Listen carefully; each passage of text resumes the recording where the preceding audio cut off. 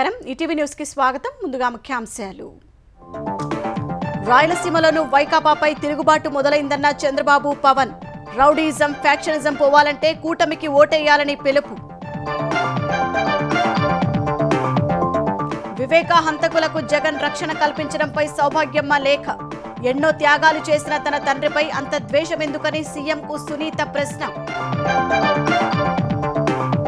ప్రత్యర్థుల కుట్రలో తన చెల్లెళ్లు పావులుగా మారారన్న జగన్ శత్రువులతో కలిసిన షర్మిల సునీత వైఎస్కు వారసులు ఎలా అవుతారని నిలదీత డిసెంబర్ 3న షెడ్డుకు వెళ్లిన భారాస కారు తుప్పు పట్టిందన్న రేవంత్ అధికారం కోల్పోయినందునే బస్సు యాత్రకు బయలుదేరారని కేసీఆర్ పై విమర్శలు భువనగిరి నియోజకవర్గంలో కేసీఆర్ పర్యటన దేవుడి పేరుతో కుట్రలు చేస్తున్న భాజపా కాంగ్రెస్లకు లోక్సభ ఎన్నికల్లో బుద్ధి చెప్పాలని పిలుపు తెలంగాణలో కాంగ్రెస్ భారాస అవినీతిలో మునిగాయన్న అమిత్ షా మోదీని గెలిపిస్తే ముస్లిం రిజర్వేషన్లు రద్దు చేసి ఎస్సీ ఎస్టీలకు ఇస్తామని హామీ లోక్సభ ఎన్నికల్లో రేపే రెండో విడత పోలింగ్ 13 రాష్ట్రాల్లోని 88 నియోజకవర్గాల్లో ఓటింగ్ వైనాడ్లో తేలనున్న రాహుల్ గాంధీ భవితవ్యం సాక్ష్యాలు వాస్తవాల ప్రాతిపదికనే కాళేశ్వరం బ్యారేజీల కుంగుబాటుపై విచారణ ఫిర్యాదులు నివేదనలను ఇవ్వాలని ప్రజలకు జస్టిస్ ఘోష్ సూచన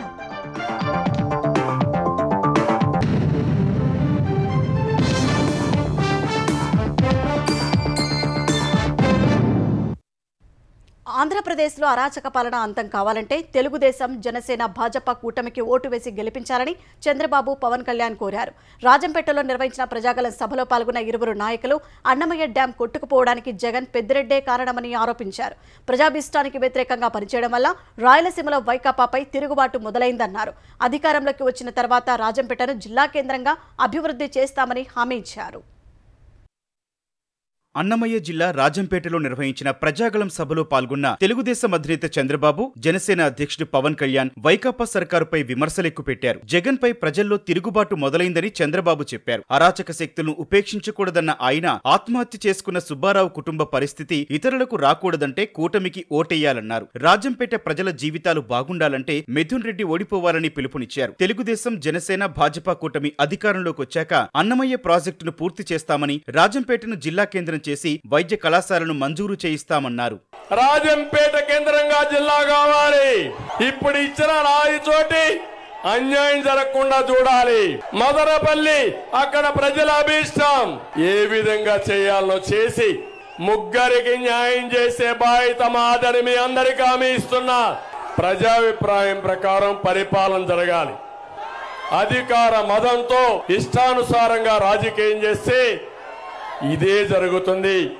అదే ప్రజా తిరుగుబాటు ఆ తిరుగుబాటు నేను చాలా స్పష్టంగా ఈ రాజంపేటలో చూస్తున్నా రాయలసీమలో తిరుగుబాటు ప్రారంభమైంది అన్ని సీట్లు మనమే గెలుస్తున్నాం డ్రామా కంపెనీ మూసేయబడుతుంది జగన్మోహన్ రెడ్డి ఇంటికి పోతాడు కోస్తా ప్రాంతంలో వైకాపాకు ఒక్క సీటు కూడా రాదన్న పవన్ రాయలసీమలోనూ వైకాపాను తుడిచిపెట్టేయాలని పిలుపునిచ్చారు యువత తలుచుకుంటే మార్పు ఎందుకు రాదని అడిగిన పవన్ పెద్దిరెడ్డి మిథున్ రెడ్డిని ఎదుర్కొనే గుండె బలం యువతకు లేదా అని ప్రశ్నించారు రౌడీయిజం ఫ్యాక్షనిజం అంతం కావాలంటే కూటమి ప్రభుత్వం రావాలని పవన్ సూచించారు అన్నమయ్య డ్యాం ఇసుక దోపిడీతోటి 39 మంది నిండు ప్రాణాలు పోయినాయి కొన్ని వేలాది పశువులు పోయినాయి 9 గ్రామాలు సర్వంగా మునిగిపోయినాయి ఒకవైపు డ్యాములు కొట్టుకుపోతా ఉంటే పెద్దిరెడ్డి రామచంద్రారెడ్డి గారు మిథున్ రెడ్డి గారు లిక్కర్ సంస్థలు నడిపిస్తా ఉన్నారు మీకేమో ప్రాణాలు పోతున్నాయి ఉపాధి అవకాశాలు లేవు ఉద్యోగ అవకాశాలు లేవు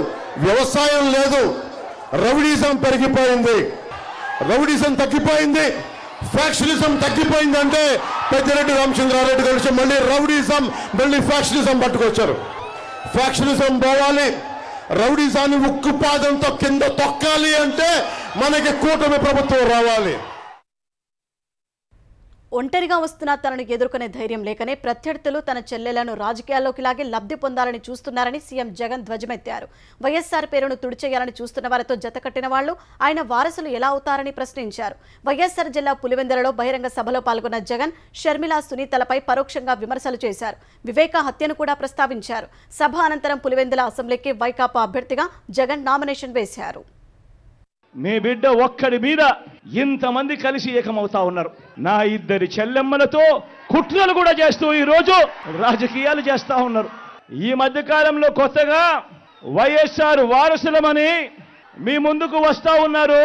అదే కాంగ్రెస్, అదే టీడీపీతో కలిసిపోయి ఆయన శత్రువులతో పసుపు చీర కట్టుకొని వారి ఇళ్లకు వెళ్ళి వారికి మోకరిల్లి వారి కుట్రలో భాగమవుతూ వారి స్క్రిప్టులను మక్కి టు మక్కి చదివి వినిపిస్తూ కుట్రల్లో భాగమవుతా ఉన్న వీళ్ళ వైఎస్ఆర్ వారసులు అడుగుతా ఉన్నాను మీ అందరి సమక్షంలో. వైఎస్ వివేకాపై సీఎం జగన్ చేసిన వ్యాఖ్యల్లో ద్వేషం కనిపిస్తోందని వివేకా కుమార్తె సునీత అన్నారు. పులివెందులలో మీడియాతో మాట్లాడిన ఆమె ఏం పాపం చేశారని, వివేకాపై జగన్ కు అంత ద్వేషమని సునీత ప్రశ్నించారు. జగన్ కోసం త్యాగం చేశారు కాబట్టే వివేకాపై ద్వేషమా అని నిలదీశారు. సీఎం జగన్ కు న్యాయ వ్యవస్థ అన్నా, సీబీఐ అన్నా నమ్మకం లేదన్నారు. వివేకా హత్యపై మాట్లాడవద్దంటూ కోర్టు ఆర్డర్ తెచ్చిన వాళ్లే తిరిగి మాట్లాడుతున్నారని ఆక్షేపించారు. తప్పు చేసుంటే తనకైనా తన భర్తకైనా శిక్ష పడాల్సిందే అని సునీత స్పష్టం చేశారు. వివేకానంద రెడ్డి గారు రాజశేఖర రెడ్డి గారి కోసం తన ఎమ్మెల్యే పదవిని త్యాగం చేశారు. జగన్మోహన్ రెడ్డి గారి కోసం ఎంపీ పదవిని త్యాగం చేశారు. ఇన్ని జరిగినాక కూడా ఎందుకు మీకు వివేకానంద రెడ్డి గారు అంటే అంత అసూయ, ద్వేషం, చంపేంత వరకు వచ్చిన ద్వేషం ఎందుకు వచ్చింది అన్నది అర్థం కావడం లేదు. ఈ రోజు ప్రసంగంలో వివేకానంద రెడ్డి గారి కేసు గురించి మాట్లాడారు. వివేకానంద రెడ్డి గారి గురించి నెగిటివ్ గా వచ్చేలా మాట్లాడారు. మీకోసం ఇంతగా పనిచేసి రాత్రి చనిపోయే ముందు వరకు మీకోసమే కృషి చేసిన మనిషి మీద ఒక్క మంచి మాట కూడా గుర్తు రాలేదా మీకు చెప్పడానికి? ఇంకా ఏమంటే ఆయన ఆశీస్సులతోటే మీరు నిలుస్తున్నారంటారు. ఎందుకింత ఈర్ష్య, ఎందుకింత ద్వేషం? తోడబుట్టిన చెల్లెలి పుట్టుకపై మహాలక్ష్మిగా భావించే ఇంటి ఆడబిడ్డ కట్టుకున్న చీరపై విమర్శలు చేసే వ్యక్తి ఒక ముఖ్యమంత్రి అని తెలుగుదేశం అధినేత చంద్రబాబు ధ్వజమెత్తారు. ఎంత నీచం, ఇది కాదా వికృత మనస్తత్వం అని దుయ్యబట్టారు. తన సొంత సోదరి చీరపై మాట్లాడుతున్న జగన్ విశ్వసనీయతను తెలుగుదేశం జాతీయ ప్రధాన కార్యదర్శి నారా లోకేష్ ప్రశ్నించారు. రాష్ట్రాన్ని ఒక నిరంకుశుడు పాలిస్తున్నారని మండిపడ్డారు. కుటుంబంలోని వారే వైఎస్ వివేక హత్యకు కారణం కావడం, వాళ్లకు సీఎం రక్షణగా ఉండటం తగునా అని వివేకా భార్య సౌభాగ్యమ్మ ప్రశ్నించారు. ఈ మేరకు ముఖ్యమంత్రి జగన్ కు సౌభాగ్యమ్మ బహిరంగ లేఖ రాశారు. జగన్ ను సీఎంగా చూడాలని తప్పించిన చిన్నాన్నను సాక్షి పత్రిక, టీవీ, సోషల్ మీడియా ద్వారా వ్యక్తిత్వ హననం చేయించడం ఎంతవరకు సబబని అడిగారు. పులివెందుల బహిరంగ సభలో వివేక హత్యపై జగన్ మాట్లాడుతుండగానే తన బహిరంగ లేఖను ఆమె విడుదల చేశారు. 2009లో తండ్రిని కోల్పోయినప్పుడు జగన్ ఎంత మనోవేదన అనుభవించారో 2019లో సునీత కూడా అంతే బాధ అనుభవించినట్లు పేర్కొన్నారు. న్యాయం కోసం పోరాడుతున్న చెల్లెలను హేళన చేస్తూ నిందలు మోపుతూ దాడులకు తెగబడే స్థాయికి కొందరు దిగజారుతుంటే పట్టడం లేదా అని జగన్ ను నిలదీశారు. సునీతకు మద్దతుగా పోరాటం చేస్తున్న షర్మిలను లక్ష్యంగా చేస్తుంటే జగన్ కు నిమ్మకు నీరెత్తినట్లు ఉండటం సరికాదన్నారు. హత్యకు కారకులైన వారికి మళ్లీ ఎంపీగా అవకాశం కల్పించడం సమంజసమా అని నిలదీశారు. నిజం వైపు నిలబడమని జగన్ ను కోరారు. ఆంధ్రప్రదేశ్లో కాంగ్రెస్ అధికారంలోకి వస్తే 10 సంవత్సరాల పాటు ప్రత్యేక హోదా వస్తుందని ఏపీ పీసీసీ అధ్యక్షులు షర్మిల పునరుద్ఘాటించారు. విజయవాడ కృష్ణలంక రాణిగారి తోటలో ఎన్నికల ప్రచారం నిర్వహించిన ఆమె కాంగ్రెస్ వస్తేనే పోలవరం, ప్రత్యేక హోదా, రాజధాని సహా అన్ని సమస్యలు పరిష్కారం అవుతాయని అన్నారు. రాజధానికి సహాయం చేస్తామన్న భాజపా మోసం చేస్తే మళ్లీ వాళ్ల కొంగు పట్టుకుని వైకాపా, తెలుగుదేశం నాయకులు తిరుగుతున్నారని విమర్శించారు. సీఎం జగన్ 3 రాజధానుల పేరుతో ఒక్క రాజధాని కూడా కట్టలేదని షర్మిల దుయ్యబట్టారు. మన రాష్ట్రం ఏర్పడి 10 సంవత్సరాలు అయిపోయింది. మన రాష్ట్రం ఒక్క అడుగైనా ముందుకు వేసిందా? అభివృద్ధి చెందిందా? మన బిడ్డలకు ఉద్యోగాలు వస్తున్నాయా? ఎలా బతుకుతున్నాం ఆలోచన చేయండి. ఏం చెప్పారు? ఎన్ని మాటలు చెప్పారు? హక్కైన ప్రత్యేక హోదా ఈ రోజు వరకు రాలేదు. ముఖ్యమంత్రిగా ఉన్న జగన్మోహన్ రెడ్డి గారు కూడా దాన్ని తుంగలో తొక్కారు. ఎందుకు వేయాలి జగన్మోహన్ రెడ్డి గారి వైసీపీకి ఓటు? మన భారతదేశంలో రాజధాని లేని రాష్ట్రం ఎక్కడైనా ఉందా అమ్మా? ఇక్కడ ఉందిగా. మనకేముంది? చేతిలో చిప్పు ఉంది. 10 ఏళ్లు అధికారంలో ఉండి కూడా కేసీఆర్ మోదీ ఇచ్చిన హామీలు నెరవేర్చలేదని ముఖ్యమంత్రి రేవంత్ రెడ్డి విమర్శించారు. రాజేంద్రనగర్లో చేవెళ్ల కాంగ్రెస్ అభ్యర్థి రంజిత్ రెడ్డి తరపున రేవంత్ ప్రచారం చేశారు. నమో అంటే నమ్మించి మోసం చేయడమని అన్నారు. బ్రిటిషర్ల ఎజెండాతో వస్తున్న భాజపా రిజర్వేషన్లు రద్దు చేసే కుట్ర పన్నుతోందని ఆరోపించారు. కారు తుప్పుపట్టి పోయినందుకే కేసీఆర్ బస్సు వేసుకుని బయలుదేరారని రేవంత్ ఎద్దేవా చేశారు. 4 గంటల టీవీలో మాట్లాడిన కేసీఆర్ అసెంబ్లీకి వచ్చి ఎందుకు సమాధానాలు చెప్పలేదని ప్రశ్నించారు. చేవెళ్లలో కాసాని జ్ఞానేశ్వర్ను నిలిపిన కేసీఆర్ బిడ్డ బెయిల్ కోసం చాటుగా భాజపా అభ్యర్థికి మద్దతిస్తున్నారని రేవంత్ రెడ్డి ఆరోపించారు. 10 ఏళ్ల అధికారంలో ఉన్నప్పుడు సచివాలయానికి రాలే, ప్రగతి భవన్లో లోపలికి మనల్ని రానియలే, ఏ రోజు కూడా తెలంగాణ ప్రజలు గుర్తురాలే. ఈ కార్యకర్తలు కష్టపడి కారును ఖతం చేస్తే ఇవాళ మళ్ళా ప్రజలు గుర్తొచ్చి చంద్రశేఖరరావు ఫామ్ హౌస్ల నుంచి బయటికి వచ్చిండు, ఊరు తిరుగుతున్నాడు, ఇల్లు తిరిగి అడుక్కుంటున్నాడు. అయినా చంద్రశేఖరరావును క్షమించే పరిస్థితి తెలంగాణ సమాజం లేదు. తెలంగాణలో కాంగ్రెస్ భారాస అవినీతిలో మునిగిపోయాయని కేంద్ర హోంమంత్రి అమిత్ షా ఆరోపించారు. సిద్దిపేటలో ఎన్నికల ప్రచార సభకు అమిత్ షా హాజరయ్యారు. తెలంగాణలో 12 స్థానాల భాజపాను గెలిపించాలని ఆయన కోరారు. కశ్మీర్ను భారత్లో శాశ్వతంగా అంతర్భాగం చేసేందుకు ఆర్టికల్ 370 రద్దు ద్వారా మోదీ కృషి చేశారని తెలిపారు. మోదీని గెలిపిస్తే ముస్లింలకు ఇస్తున్న రిజర్వేషన్లు రద్దు చేసి వాటిని ఎస్సీ ఎస్టీ ఓబీసీలకు వర్తింపజేస్తామని అమిత్ షా హామీ ఇచ్చారు. మజ్లిస్కు భయపడి తెలంగాణ విమోచన దినోత్సవం నిర్వహించట్లేదన్న అమిత్ షా భాజపా వచ్చాక సెప్టెంబర్ 17న తెలంగాణ విమోచన దినోత్సవం నిర్వహిస్తామన్నారు. మెదక్లో కమలం వికసించాలని కార్యకర్తలకు అమిత్ షా పిలుపునిచ్చారు. इतने कम समय में कांग्रेस पार्टी ने तेलंगाना को दिल्ली का एटीएम बनाकर रख दिया है. जो टीआरएस ने भ्रष्टाचार किया था, वो भ्रष्टाचार का चाहे कालेश्वरम का हो चाहे भूमि घोटाला हो, एक की भी जांच कांग्रेस पार्टी नहीं कर रही. टीआरएस और कांग्रेस पार्टी दोनों मिले हुए. और अगर मैं आज कहकर जाता हूं आप तीसरी बार मोदी जी को प्रधानमंत्री बनाओ, तेलंगाना को ये भ्रष्टाचार से मुक्त कराने का काम नरेंद्र मोदी जी करेंगे. భాజపా ఎస్సీ ఎస్టీ ఓబీసీ రిజర్వేషన్లను రద్దు చేసే కుట్ర చేస్తోందని ముఖ్యమంత్రి రేవంత్ రెడ్డి ఆరోపించారు. రిజర్వేషన్ల రద్దు కోసమే 400 సీట్లలో మెజారిటీ సాధించాలని మోదీ ప్రయత్నిస్తున్నారని అన్నారు. 10 ఏళ్ల కన్నీళ్లను యాదుంచుకుందాం, ప్రజాద్రోహుల పాలనను అంతం చేద్దాం పేరిట గాంధీ భవన్ల భాజపాపై ఛార్జిషీట్ను రేవంత్ విడుదల చేశారు. జనాభా దామాషా ప్రకారం రిజర్వేషన్లు పెంచుతామని రాహుల్ గాంధీ స్పష్టంగా ప్రకటించారని ముఖ్యమంత్రి గుర్తు చేశారు. దాన్ని అడ్డుకునేందుకు భాజపా కుట్ర చేస్తోందన్నారు. భాజపాకు వేసే ప్రతి ఓటు రిజర్వేషన్ల రద్దుకు వేసినట్లేనని స్పష్టం చేశారు. కాంగ్రెస్ ను గెలిపిస్తే రిజర్వేషన్లు కాపాడతామని రేవంత్ చెప్పారు. నేను ఎస్సీ ఎస్టీ ఓబీసీ మిత్రులకు నేను విజ్ఞప్తి చేస్తున్నా, ఈ దేశంలో కాంగ్రెస్ తెచ్చిన రిజర్వేషన్ల వల్ల కోట్లాది ఉద్యోగ ఉపాధి అవకాశాలు మీకు వచ్చినాయి. మీరు ఓటేస్తే ఆ ఓటు బలంతో మీ రిజర్వేషన్లు రద్దు చేయాలని ఈ రోజు బీజేపీ కంకణం కట్టుకొని బయలుదేరింది. ఇవాళ మరి రిజర్వేషన్లని రద్దు చేయాలనుకుంటున్న బీజేపీకి కొంతమంది వర్గీకరణ విషయంలో పోరాటం చేస్తున్న వాళ్ళు ఏ విధంగా మద్దతు ఇస్తారో నాకైతే తెలీదు. తెలంగాణ రాష్ట్రంలో 14 సీట్లు గెలిపించండి. ఈ రిజర్వేషన్లను కాపాడే బాధ్యత, ఈ రిజర్వేషన్లను పెంచే బాధ్యత కాంగ్రెస్ పార్టీ తీసుకుంటుందని చెప్పి ఈ సందర్భంగా తెలియజేస్తున్నా. దేవుని పేరు చెప్పి భాజపా దేవుని మీద ఒట్లు వేసి కాంగ్రెస్ పార్టీ నేతలు రాజకీయాలు చేస్తున్నారని భారాస అధినేత కేసీఆర్ ధ్వజమెత్తారు. భువనగిరిలో బస్సు యాత్ర చేపట్టిన కేసీఆర్ గాంధీ పార్కు నుంచి వినాయక్ చౌరస్తా వరకు రోడ్ షో నిర్వహించారు. 1956 నుంచి ఇప్పటి వరకు తెలంగాణకు శత్రువే కాంగ్రెస్ పార్టీ అని విమర్శించారు. ప్రస్తుత కాంగ్రెస్ ప్రభుత్వం అడ్డగోలు హామీలిచ్చి ప్రజలను మోసం చేసిందని మండిపడ్డారు. 10 ఏళ్ల భారాస పాలనలో ఎలాంటి ఇబ్బంది లేకుండా ఉన్న రైతులు ప్రస్తుత ప్రభుత్వ అసమర్థత వల్ల ఇబ్బందులు పడుతున్నారని కేసీఆర్ దుయ్యబట్టారు. ఇలా కాంగ్రెస్ ఏం చేసింది? అడ్డగోలు హామీలు ఇచ్చింది. కేసీఆర్ 10,000 ఇస్తాడు కదా, మేము 15,000 ఇస్తాం. కేసీఆర్ 1,00,000 మాఫీ చేసిండు కదా, మేము 2 లక్షలు మాఫీ చేస్తాం. రైతు బంధు అందరికి వచ్చిందా? ఉంటుందో ఊడగొడతారో అది కూడా తెలుస్తలేదు. 5 ఎకరాలకే ఇస్తాం, 3 ఎకరాలకే ఇస్తాం. నీ అబ్బా జాగిరి పోతుందా? నీ ముల్లేమైనా పోతుందా? రైతులకు ఏమైనా బెంచ్ కార్లు ఉన్నాయా? కోట్ల రూపాయల ఆస్తులున్నాయా? ఒక దెబ్బ అది పెట్టినరు. మంచిగా నడిమించబండి కరెంటు పెట్టుకొని తెల్లారిపోయి పొలం చూసుకున్న రైతులు మళ్ళా పాములు తేలి గురువంగా రాత్రి పూటపోయి మోటార్ పెట్టే దుర్మార్గమైన పాలన ఈ కాంగ్రెస్ పార్టీ తీసుకొచ్చింది. 9 ఏళ్ళు ఇచ్చాడు కదా కేసీఆర్ పక్కకు జరగంగానే కట్కేసినట్టే కరెంటు మాయమవుతుందా? ఈ మాత్రం శాతనైతే లేదా వీళ్ళకు? 9 ఏళ్ళు నడవనే నడిచే తొవ్వ పడ్డ తొవ్వలో నడవతలేదా? మరి వీళ్ళని ఏమనాలి దద్దమ్మలు అనకపోతే? సార్వత్రిక ఎన్నికల్లో భాగంగా 4వ విడత మే 13న పోలింగ్ జరిగే తెలుగు రాష్ట్రాల్లో నామినేషన్ల స్వీకరణ గడువు ముగిసింది. ఏపీలో 25 లోక్సభ, 175 అసెంబ్లీ, తెలంగాణలో 17 లోక్సభ, సికింద్రాబాద్ కంటోన్మెంట్ నియోజకవర్గంలో నామినేషన్ల గడువు ముగిసింది. ఏపీలోని 175 అసెంబ్లీ నియోజకవర్గాలకు 5230 మంది, 25 లోక్సభ నియోజకవర్గాలకు 911 మంది అభ్యర్థులు పత్రాలు దాఖలు చేశారు.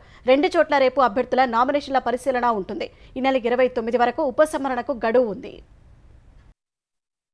తెలుగు రాష్ట్రాల్లో నామినేషన్ల చివరి రోజు అభ్యర్థులు అట్టహాసంగా నామపత్రాలు సమర్పించారు. ఎన్టీఆర్ జిల్లా జగ్గయ్యపేట కూటమి అభ్యర్థిగా శ్రీరామ్ తాతయ్య నామినేషన్ వేశారు. విజయవాడ ఎంపీ కూటమి అభ్యర్థి కేసినేని చిన్నితో కలిసి ర్యాలీగా వెళ్లి నామపత్రాలు సమర్పించారు. బాపట్ల జిల్లా చీరాలలో కూటమి అభ్యర్థిగా ఎంఎం కొండయ్య సినీ నటుడు నిఖిల్ సిద్ధార్థతో కలిసి ర్యాలీగా వెళ్లి నామినేషన్ వేశారు. పల్నాడు జిల్లా పెదకూరపాడు కూటమి అభ్యర్థిగా భాష్యం ప్రవీణ్, పల్నాడు జిల్లా సత్తెనపల్లి వైకాపా అభ్యర్థి అంబటి రాంబాబు నామపత్రాలు దాఖలు చేశారు. అనంతపురం జిల్లా సింగనమల్ల కూటమి అభ్యర్థిగా బండారు శ్రావణిశ్రీ ఎడ్లబండిపై వచ్చి నామినేషన్ వేశారు. రాప్తాడు కూటమి అభ్యర్థిగా పరిటాల సునీత నామినేషన్ ప్రక్రియ అట్టహాసంగా సాగింది. తూర్పుగోదావరి జిల్లా అనపర్తిలో కూటమి అభ్యర్థి నల్లమిల్లి రామకృష్ణారెడ్డి కార్యకర్తలతో కలిసి భారీ ర్యాలీగా వెళ్లి నామినేషన్ వేశారు. శ్రీకాకుళం కూటమి అభ్యర్థి గోండు శంకర్, లోక్సభ అభ్యర్థి ఎంపీ రామ్మోహన్ నాయుడు నామినేషన్ వేశారు.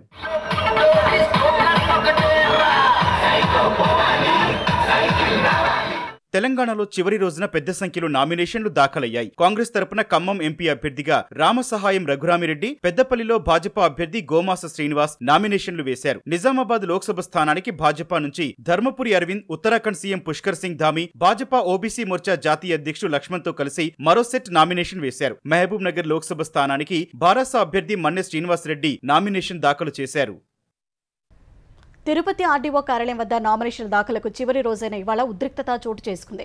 ఇక్కడ నామపత్రాలు సమర్పించేందుకు తెలుగుదేశం అభ్యర్థి పులివర్తి నాని, వైకాపా అభ్యర్థి చెవిరెడ్డి మోహిత్ రెడ్డి ఒకే సమయానికి వచ్చారు. కార్యాలయం నుంచి వెళ్తుండగా వైకాపా ముఖాలు రెచ్చిపోయాయి. తెలుగుదేశం జెండాలను పీకేసిన వైకాపా గుండాలు తెలుగుదేశం కార్యకర్తలపై దాడికి యత్నించారు. ఆగ్రహించిన తెలుగుదేశం కార్యకర్తలు ఎదురుదాడి చేయగా ఆర్డీఓ కార్యాలయం వద్ద ఉద్రిక్తత ఏర్పడింది. ఇరు వర్గాలను చెదరగొట్టిన పోలీసులు కొంతమంది కార్యకర్తలను అదుపులోకి తీసుకున్నారు. మోదీ ప్రధానిగా లేని దేశాన్ని ఊహించుకోలేమని కరీంనగర్ భాజపా అభ్యర్థి బండి సంజయ్ వ్యాఖ్యానించారు. మోదీని మూడోసారి ప్రధాని చేసే వరకు విశ్రమించవద్దని కార్యకర్తలను కోరారు. కరీంనగర్ భాజపా అభ్యర్థిగా బండి సంజయ్ కుమార్ రెండోసారి నామినేషన్ దాఖలు చేశారు. ఆనవాయితీ ప్రకారం తల్లి, కుటుంబ సభ్యుల ఆశీర్వాదం తీసుకున్న సంజయ్ భాజపా తెలంగాణ అధ్యక్షుడు కిషన్ రెడ్డి, గుజరాత్ సీఎం భూపేంద్ర పటేల్తో కలిసి వెళ్లి నామపత్రాలు సమర్పించారు. తర్వాత ఎస్ఆర్ఆర్ కళాశాల నుంచి టవర్ సర్కిల్ వరకు రోడ్ షో నిర్వహించారు. భారత్ను నంబర్ 1గా తీర్చిదిద్దేందుకు కృషి చేస్తున్న మోదీకి మద్దతివ్వాలని కోరారు. సీఎం రేవంత్ రెడ్డి దేవుళ్లపై ఒట్టుపెట్టినా ఆయనపై ఆయనే ఒట్టు పెట్టుకున్నా ప్రజలు నమ్మడం లేదని మాజీ మంత్రి హరీష్ రావు అన్నారు. బాండ్ పేపర్లను నమ్మట్లేదని ఎక్కడికెళ్తే అక్కడి దేవుళ్లపై ఒట్టు పెడుతున్నారని ఎద్దేవా చేశారు. మెదక్లో భారాస ఎంపీ అభ్యర్థి వెంకట్రామరెడ్డి నామినేషన్ కార్యక్రమంలో పాల్గొన్న హరీష్ రావు భాజపా, కాంగ్రెస్లపై తీవ్ర విమర్శలు చేశారు. భాజపా ఒక్క వర్గానికి కూడా మేలు చేయలేదని, మతాన్ని అడ్డం పెట్టుకుని రాజకీయాలు చేస్తోందని విమర్శించారు. ఆగస్టు 15లోపు రుణమాఫీ, 6 హామీలు అమలు చేయాలని సీఎం రేవంత్ రెడ్డికి హరీష్ రావు మరోసారి సవాల్ చేశారు. మళ్ళా మెదక్ నుంచి రేవంత్ రెడ్డికి ఛాలెంజ్ చేస్తున్నా, రేపు పొద్దున 10 గంటలకు అసెంబ్లీ ముందు అమరవీరుల స్తూపం దగ్గరికి నేను వస్తా ఉన్నా. నా రాజీనామా లేఖతో నువ్వు వస్తావా? నువ్వు ఆగస్టు 15లోగా రుణమాఫీ చేసేది నిజమైతే, 6 గ్యారంటీలు అమలు చేసే వాస్తవ నిజమైతే రేపు గన్ పార్క్ దగ్గరికి మనమిద్దరం రాజీనామా లేఖలను మేధావుల చేతుల్లో పెడదాం. ఆగస్టు 15లోగా నువ్వు 6 గ్యారంటీలను, రుణమాఫీని అమలు చేస్తే నా రాజీనామా లేఖ తీసుకుపోయి స్పీకర్ గారికి ఇస్తారు. ఒకవేళ నువ్వు అమలు చేయకపోతే నీ రాజీనామా లేఖ తీసుకుపోయి గవర్నర్ గారికి ఇస్తారు. దానికి సిద్ధమేనా అని అడుగుతా ఉన్నా. మాజీ సీఎం కేసీఆర్, మాజీ మంత్రి కేటీఆర్లు హరీష్ రావును భారాస నుంచి బయటకు పంపే పనిలో ఉన్నారని పరిగి ఎమ్మెల్యే రామ్మోహన్ రెడ్డి అన్నారు. గాంధీభవన్లో మీడియాతో మాట్లాడిన ఆయన ఆగస్టు నెలలో ఏకకాలంలో 2 లక్షల రుణమాఫీ చేస్తామన్నారు. ప్రజలకిచ్చిన హామీలు అమలు చేసి తీరుతామని స్పష్టం చేశారు. హరీష్ రావుకు దమ్ముంటే మెదక్ ఎంపీ సీటును గెలిపించుకోవాలని రామ్మోహన్ రెడ్డి సవాల్ చేశారు. మేము ఇచ్చిన గ్యారెంటీలకు ఎక్కడ కూడా మేము వెనకపోవడం లేదు. ఖచ్చితంగా దాన్ని మేము అనుకున్నటువంటి దశల వరకు చేస్తున్నాం. కాకపోతే వీళ్ళు చేసినటువంటి విధ్వంసం మూలంగా కొంత ఆలస్యం అయినప్పటికీ అహోరాత్రులు పనిచేసి మా ముఖ్యమంత్రి, మంత్రులు, మేము తప్పకుండా ప్రజలకు ఇచ్చినటువంటి వాగ్దానాల విషయం లోపల పూర్తి చేస్తాం.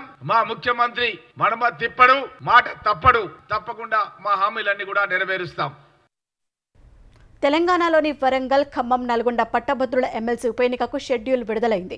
ఈ స్థానానికి జరిగే ఉప ఎన్నిక కోసం మే 2న నోటిఫికేషన్ వెలువడనుంది. మే 2 నుంచి 9 వరకు నామినేషన్లు స్వీకరిస్తారు. మే 13 వరకు నామినేషన్ల ఉపసంహరణ గడువు ఇచ్చారు. మే 27న పట్టభద్రుల ఎమ్మెల్సీ ఉప ఎన్నిక పోలింగ్ నిర్వహిస్తారు. జూన్ 5న ఓట్ల లెక్కింపు ఉంటుంది. భారాసకు చెందిన పళ్ళ రాజేశ్వరరెడ్డి ఎమ్మెల్యేగా ఎన్నికై రాజీనామా చేయడంతో వరంగల్, ఖమ్మం, నల్గొండ పట్టభద్రుల ఎమ్మెల్సీ స్థానానికి ఉప ఎన్నిక అనివార్యమైంది. సాంకేతికంగా అన్ని అంశాలను పరిగణలోకి తీసుకుని సాక్ష్యాలు, వాస్తవాల ప్రాతిపదికన కాళేశ్వరం బ్యారేజీల కుంగుబాటుపై విచారణ సాగుతుందని జస్టిస్ పినాకిని చంద్రఘోష్ తెలిపారు. మేడిగడ్డ సహా కాళేశ్వరం ఆనకట్టలపై విచారణ ప్రారంభమైందని తెలిపిన ఆయన సాంకేతికంగా అన్ని రకాలుగా అన్ని అంశాలు పరిశీలిస్తారని చెప్పారు. మేడిగడ్డ ఆనకట్ట లోపాలు, అంశాలపై బహిరంగ ప్రకటన ఇచ్చి ప్రజల నుంచి అభిప్రాయాలు స్వీకరిస్తామని, ఎవరైనా అఫిడవిట్ రూపంలో అభిప్రాయాలు చెప్పొచ్చని, సాక్ష్యాలు సమర్పించవచ్చని జస్టిస్ ఘోష్ తెలిపారు. ఇందుకు నెల రోజులు గడువు ఇస్తామన్నారు. కమిటీ నిర్ణయం మేరకు తెలంగాణ నీటిపారుదల శాఖ బహిరంగ ప్రకటన వెలువరించింది. తర్వాత సమన్లు జారీ చేసి ఆనకట్టల పనులతో సంబంధం ఉన్నవారిని విచారణకు పిలుస్తామని వివరించారు. మేడిగడ్డపై అధ్యయనం చేసిన ఎన్డీఎస్ఏ కమిటీ నుంచి నివేదిక త్వరగా తెప్పించాలని తెలంగాణ ప్రభుత్వానికి సూచించారు. ఇంజనీర్లు ఎన్డీఎస్ఏ కమిటీతో సమావేశమవుతామన్న జస్టిస్ ఘోష్ అవసరమైతే ఐఐటీ తదితర సాంకేతిక నిపుణుల సహాయం తీసుకుంటామన్నారు. తదుపరి పర్యటనలో మేడిగడ్డ వెళ్లి పరిశీలిస్తారని తెలిపారు. మేడిగడ్డ ఆనకట్టపై ఎన్డీఎస్ఏ కమిటీ 3-4 రోజుల్లో మధ్యంతర నివేదిక ఇస్తుందని తెలంగాణ నీటిపారుదల శాఖ మంత్రి ఉత్తమ్ కుమార్ రెడ్డి తెలిపారు. కమిటీ నివేదిక తర్వాత మరమ్మతులు, ఇతర అంశాలపై ప్రభుత్వం చర్చించి నిర్ణయం తీసుకుంటుందని చెప్పారు. కాళేశ్వరం ఆనకట్టలపై విచారణ కోసం ఏర్పాటైన కమిషన్ చైర్మన్ జస్టిస్ పీసీ ఘోష్ను ఉత్తమ్ కుమార్ రెడ్డి బీఆర్కే భవన్లో మర్యాదపూర్వకంగా కలిశారు. ఆంధ్రప్రదేశ్ హైకోర్టు సీజేగా, సుప్రీంకోర్టు న్యాయమూర్తిగా, లోక్పాల్గా ఉన్న పీసీ ఘోష్కు అపార అనుభవం ఉందని ఉత్తమ్ తెలిపారు. సార్వత్రిక ఎన్నికల సమరంలో 2వ విడత పోలింగుకు సర్వం సిద్ధమైంది. 13 రాష్ట్రాల పరిధిలోని 88 లోక్సభ స్థానాలకు రేపు పోలింగ్ జరగనుంది. కేరళలోని 20 లోక్సభ స్థానాలకు ఒకేసారి పోలింగ్ జరగనుండగా కర్ణాటకలో 28 స్థానాలకు 14 చోట్ల రేపు పోలింగ్ జరగనుంది. రాజస్థాన్లోని 25 స్థానాలకు తొలి విడతలోనే 12 సీట్లకు పోలింగ్ జరగగా రేపు మిగిలిన 13 చోట్ల పూర్తి కానుంది. ఉత్తరప్రదేశ్, మహారాష్ట్రలో 8 చొప్పున, అసోం, బీహార్లో 5, మధ్యప్రదేశ్లో 6, బంగాల్, ఛత్తీస్గఢ్లో 3, త్రిపుర, మణిపూర్, జమ్మూ కాశ్మీర్లో ఒక్కో స్థానానికి రేపు పోలింగ్ జరగనుంది. ఈ విడతలో కేరళ వైనాడ్ నుంచి రాహుల్ గాంధీ, కేంద్ర మంత్రి రాజీవ్ చంద్రశేఖర్, కేంద్ర మాజీ మంత్రి శశి థరూర్ తిరువనంతపురం నుంచి పోటీలో ఉన్నారు. కర్ణాటక మండ్య నుంచి మాజీ సీఎం కుమారస్వామి, ఉత్తరప్రదేశ్ మధురలో హేమమాలిని, మేరట్ నుంచి రాముడి పాత్రధారి అరుణ్ గోవిల్ బరిలో ఉన్నారు. ప్రధాని నరేంద్ర మోదీ ఎన్నికల నియమావళిని ఉల్లంఘించారన్న ఆరోపణలను కేంద్ర ఎన్నికల సంఘం పరిగణలోకి తీసుకుంది. కాంగ్రెస్ అధికారంలోకి వస్తే ప్రజల సంపదను ముస్లింలకు పంచుతున్న వ్యాఖ్యలపై వివరణ ఇవ్వాలని ఈసీ భాజపాను ఆదేశించింది. కాంగ్రెస్ నేత రాహుల్ గాంధీ ఎన్నికల నియమావళిని ఉల్లంఘించారన్న ఆరోపణలపై కాంగ్రెస్ వివరణ కోరింది. ప్రజాప్రాతినిధ్య చట్టం సెక్షన్ 77 ప్రకారం తొలుత 2 పార్టీల అధ్యక్షులైన జేపీ నడ్డా, మల్లికార్జున ఖర్గేలు ఏప్రిల్ 29 ఉదయం 11 గంటలలోపు వివరణ ఇవ్వాలని ఈసీ నిర్దేశించింది. రాజకీయ పార్టీలు తమ అభ్యర్థులు, స్టార్ క్యాంపెయినర్ల ప్రవర్తనకు ప్రాథమిక బాధ్యత వహించాలని పేర్కొంది. రాజస్థాన్ బాన్స్వారాలో మోదీ చేసిన ప్రసంగం ప్రజల మధ్య విభజన సృష్టిస్తుందన్న కాంగ్రెస్ ఫిర్యాదుపై ఈసీ వివరణ కోరింది. రాహుల్ దేశంలో పేదరికం పెరిగిందంటూ తప్పుడు ప్రసంగాలు చేయడం సహా ఉత్తర, దక్షిణ ప్రాంతాల మధ్య విభజన సృష్టిస్తున్నారని భాజపా చేసిన ఫిర్యాదుపై ఈసీ కాంగ్రెస్ వివరణ కోరింది. బ్యాంకింగ్, ఫైనాన్షియల్, లోహరంగాల వాటాలో భారీ కొనుగోళ్లతో దేశ స్టాక్ మార్కెట్లు వరుసగా 5వ సెషన్లోనూ లాభాల్లో ముగిశాయి. సెన్సెక్స్ మరోసారి 74,000 పాయింట్ల ఎగువన ముగియగా నిఫ్టీ 22,550 పాయింట్ల స్థాయిని దాటింది. గత 4 సెషన్లలో 1,363 పాయింట్ల ఎగబాకిన సెన్సెక్స్ ఇవాళ మరో 486 పాయింట్లు దూసుకెళ్లింది. క్రితం ముగింపు కంటే 280 పాయింట్ల దిగువన 73,572 వద్ద ఈ ఉదయం బీఎస్ఈ సూచీ ప్రారంభమైంది. అమ్మకాల ఒత్తిడి కొనసాగడంతో కాసేపటికే 73,556 పాయింట్ల కనిష్ట స్థాయిని తాకింది. తర్వాత మదుపరులు కొనుగోలుకు దిగడంతో పుంజుకున్న సూచీ ఒక దశలో 74,571 పాయింట్ల గరిష్ట స్థాయిని తాకింది. చివరకు 74,339 పాయింట్ల వద్ద స్థిరపడింది. జాతీయ స్టాక్ ఎక్స్చేంజ్ సూచీ నిఫ్టీ 168 పాయింట్ల లాభంతో 22,570 వద్ద ముగిసింది.